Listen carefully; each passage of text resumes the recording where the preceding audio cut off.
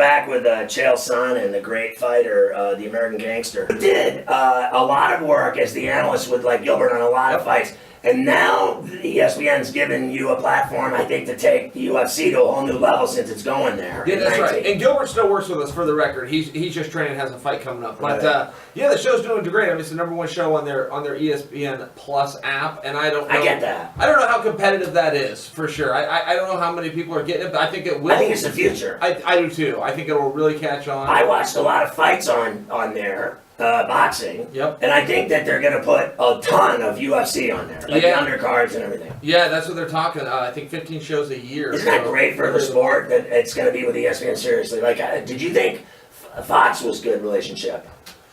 Fox was incredible. Yeah, when that happened, that was the day that people accepted that this is now a mainstream sport. Of course, the sale of the company and finding out $4.2 billion valuation, higher than the New York Yankees. So I think people really did find out that this sport is here to stay. But yeah, when you get picked up by the worldwide leader, I mean, that's it. You're here. I used to ever think that all this was going to happen to you, the fighting and the television career. No, I did not. I didn't see it coming. Even when I started and got in there in an organized fashion and started fighting professionally, I did not think that the sport would get to where it is. We've had tremendous leadership in the sport. They don't get credit, but they deserve it. What did you like? At some point, you're fighting and trying to make a living fighting and knocking people out, and you were a very good fighter.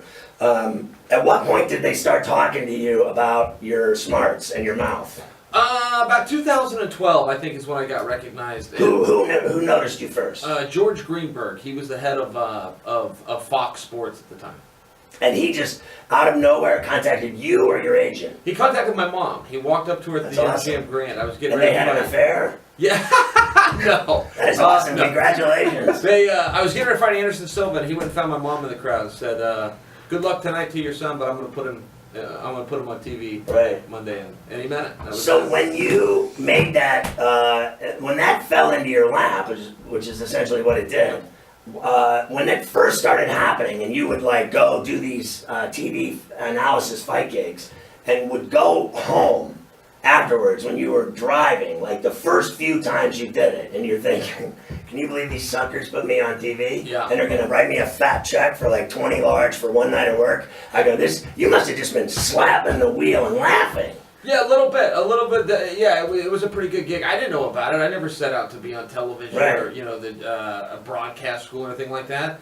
It created a tremendous resentment, actually, towards me and other media members. As fighters? Yeah, media members specifically. Yes, that did go to school and did want to do it and these kinds of things. And what do they think of you now that you're a star? Are they hate you more or less? To my face, they love me, but yeah, behind my back, it's hard. It's very hard for